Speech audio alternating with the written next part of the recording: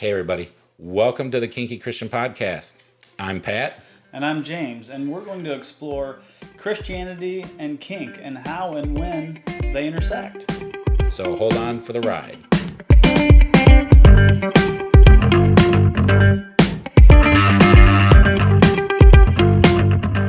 All right, guys, welcome back. I'm Pat.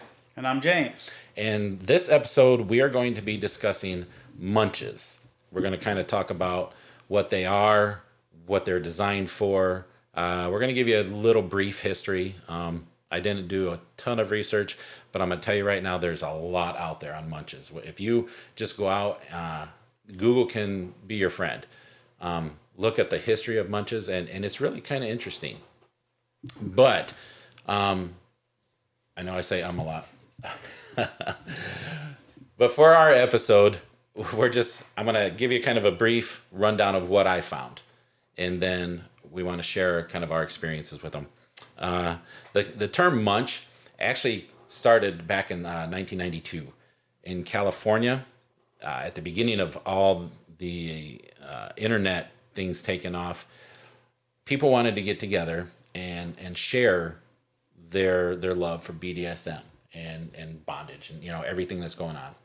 Well, back at the time, there wasn't a lot to really, it's not like you could jump on your phone and look up where's the nearest munch. There was nothing there, but the internet was just taking off with schools. So a lot of universities had the internet, and that's where a lot of this started, is in universities. And in Palo Alto, California, there's a lady named Stella who wanted to have meetings. So basically people could get together and just talk about their fetishes, because back then it was kind of underground. So she found this place called Kirk's Steak Burgers. Kirk's. Sorry, tongue tied. And she started having what was called the Palo Alto Burger Munch. And she would go on to the message boards. They did, believe it or not, they had a message board for BDSM. It wasn't called BDSM, but it was for adult alternative lifestyles. And she posted that she wanted to just get a meeting there, and it was called the Palo Alto Burger Munch. So that started, that took off and started going all over the place. Well, a lot of people weren't eating burgers. They were going to different places. They were going to pizza places. They were going to other restaurants and bars and hanging out. So they shortened it to just, instead of the Burger Munch, just the Munch. And that's kind of how it all started. So people started having munches all over. After a while, in the 2000s, they kind of started changing them to meet and greets and soirees. And you can call it what you want, but that's where the term munch came from. Did not know that. All came from Burger Munch. So some information for you. It's really kind of cool, because when I was researching all this, there was a lot that happened in the beginning with this. I know I'm kind of squirreling here for just a second, but I did not know this. But when they first started, they, because it's just meant to be a meet and greet. Well, things started kind of getting a little carried away at Kirk's Steak Burgers. And after about a year and a half of being there, they got the cops called on them, because they're like spanking each other in public and started doing some stuff. And so they actually called the cops, and they got kicked out of Kirk's Steak Burgers and could no longer meet there. So they had to move someplace else. But yeah, do some research on it. It's really interesting what you find out. So nowadays, the munch, like I said, it was put together so people who have this common interest of BDSM and power exchange relationships and all the stuff that goes along with it. It's all the adult lifestyle stuff. They could come together in a safe environment.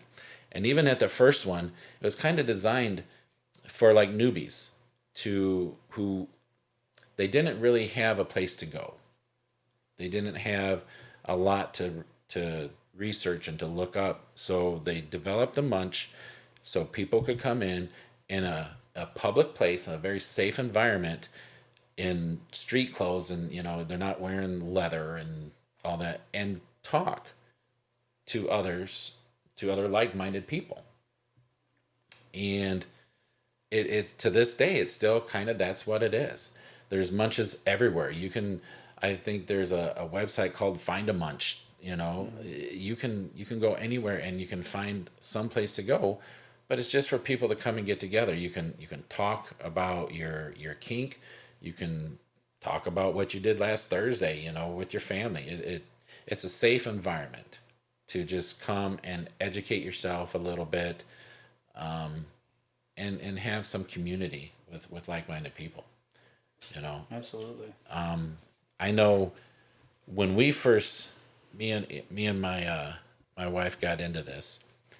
One of the first things that we did was we found a local munch, and it was at a coffee shop, and we showed up there. I gotta tell you, I was scared. It was very nerve-wracking because you don't know what you're getting into, and when you're new, it can be very scary, you know. But we went, and the first one we went to, the people were wonderful. There's about 15 people sitting around this table, and we actually, the guy who started it years, he'd been running it for like 4 or 5 years. He said, we are now good friends with. No one else in there, but the guy who started it, we're good friends with. It was a very safe environment where we just sat and we talked, So that memory kind of sticks with me, as our first true outside exposure, on a face-to-face level with like-minded people, So that was our experience. I don't know what your first munch was like.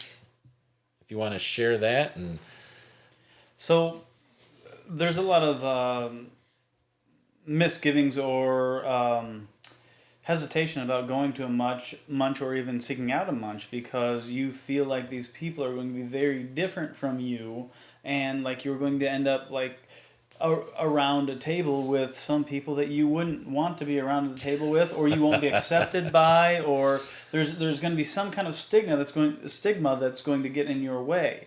But in reality, when I've been to a munch, overwhelmingly they're some of the most accepting people I've ever met in my life. Like I think when getting over the hesitation or the fear of going to a munch is probably the hardest thing. Once you get there and you realize how open and accepting these people are, because they too were at one point exactly where you were and only wanted information. And so going to a munch and realizing that they were in the same shoes as you were in maybe a year ago, maybe 6 months ago, maybe 10 years ago. But either way, you have some sort of connection with them. yeah, And that helps a lot. that was our biggest fear, is like you said, because these are strangers. Absolutely. These are strangers.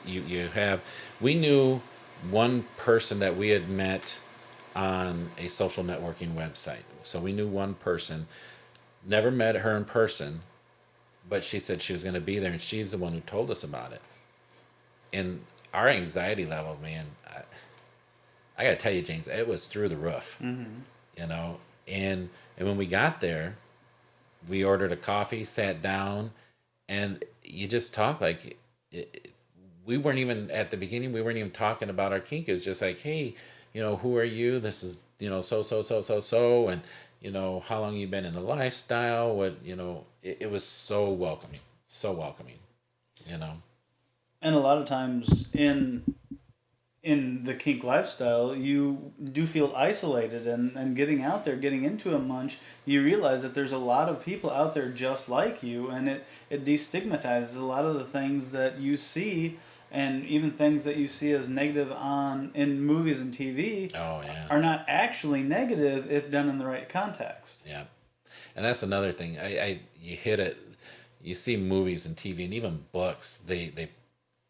They're not an honest representation of the lifestyle. So we get very programmed to thinking one thing that is not the case at all. I mean, is there some of that out there? Yes. But the vast majority, it's not what you see in the movies or on TV or read in books. And when you go to a munch, you'll see these people, James went to Munches. We go to Munches. I mean, these people are just people, they're in regular street. If people were to walk into that coffee shop and see us sitting around a table, it would have looked more like a family reunion. You know, there's 10, 15 people there laughing, giggling, having a good time, all in just regular clothes. All, no one's got a ball gag in their mouth or, chains hanging from the ear. It was just people sitting there having a good time. And it creates such a safe environment. They're in public, they're at restaurants, they're at bars, they're, like I said, ours was at a coffee shop. So it was really kind of a nice way for someone who was new to meet up and touch base with someone who's been doing it a while, Absolutely. I mean, in all honesty, if I would have met you through your barbershop, I never would have talked to you about this at all. Right, and that's typical for most people you meet. Yeah, but and that's the thing. I think we got to kind of understand that people in this lifestyle are just people. Mm-hmm. It could be your checkout person at the grocery store. It could be your Uber driver. It could be your school teacher. It can be anybody. And going to a munch shows that. It just shows that we're all just people.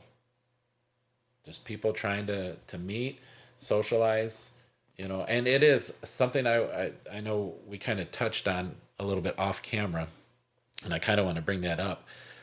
Munches are more of a social gathering. You can learn a little bit about some things by talking to the people at the Munches.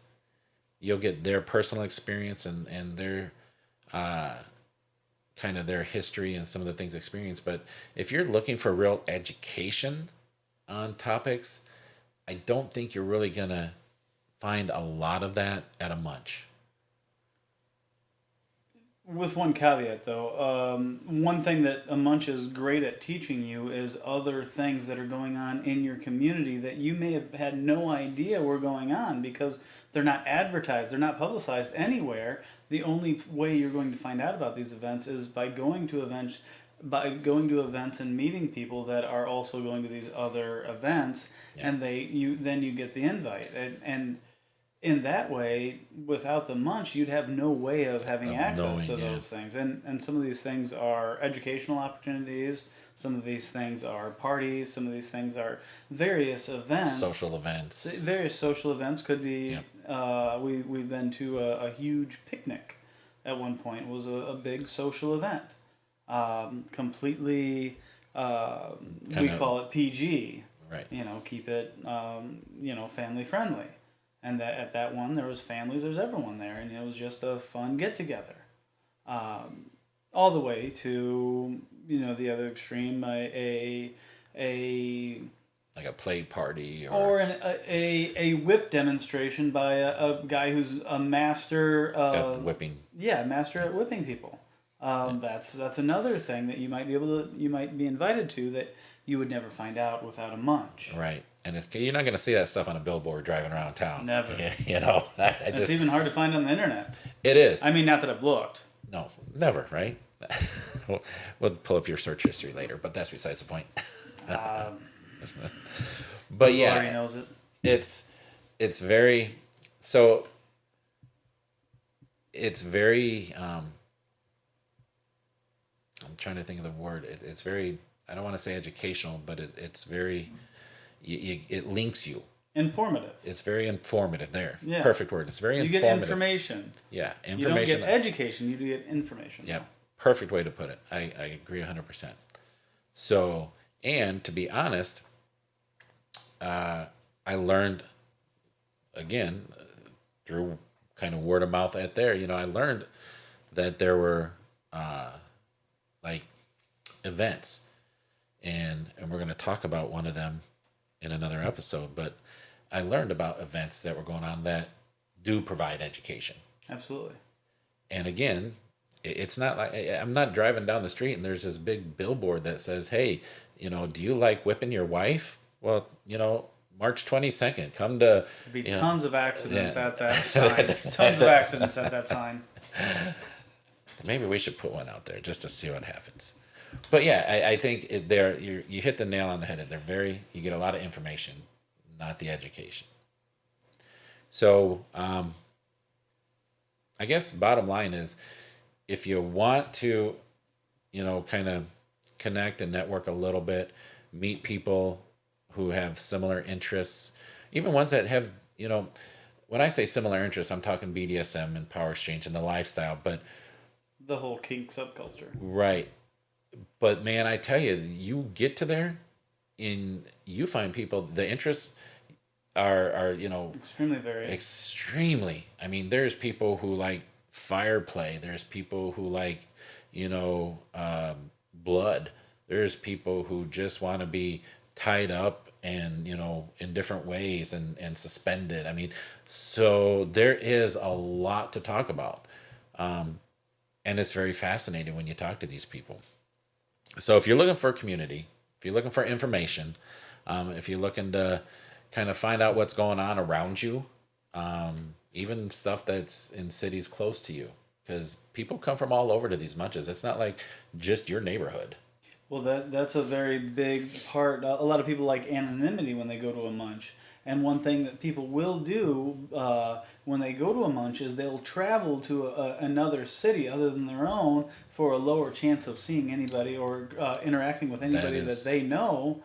And then they'll go to a munch, and therefore they don't have any fear of repercussions with their work or any type of family structure. I mean, these things could be a situation that people will use in custody battles and something like that. Oh yeah. So, anonymity and your privacy. Your privacy is very important. Yes. I'm glad you brought that up. I am so glad you brought that up. That is so true. And it's funny you say that, because I'm thinking back now to the first munch that me and my wife went to. And when we were talking to the people, over half of them were from out of town.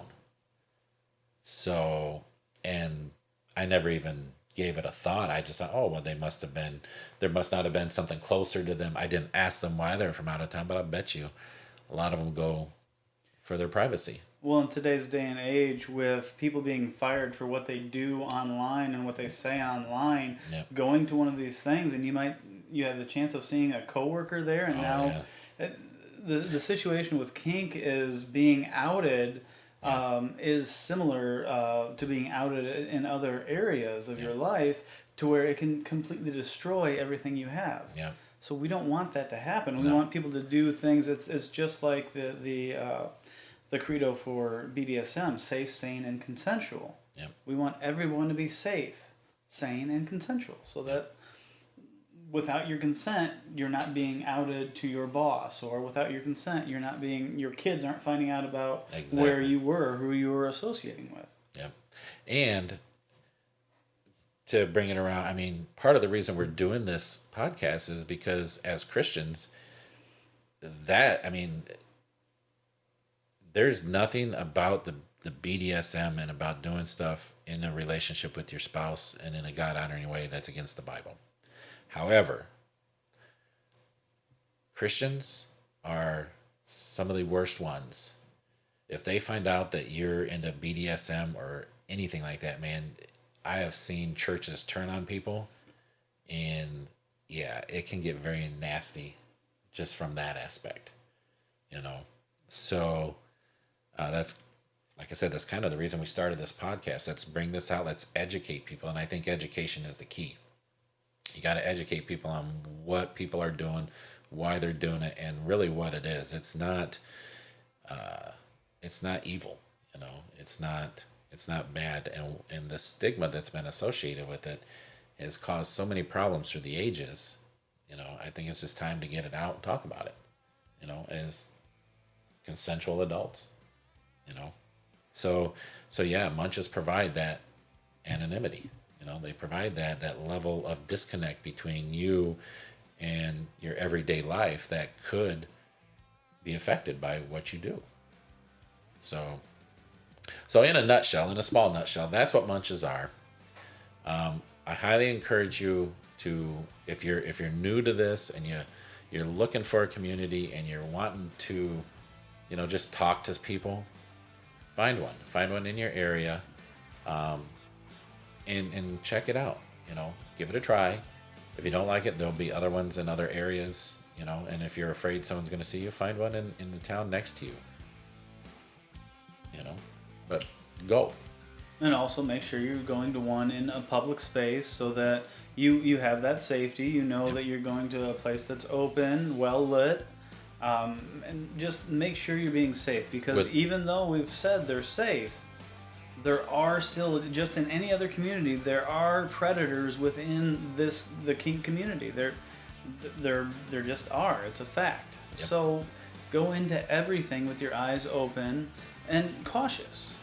And you should be okay. Yep, 100% agree. So with that, we're going to close this one down, and we'll see you guys next time. Stay safe and take care of each other. God bless.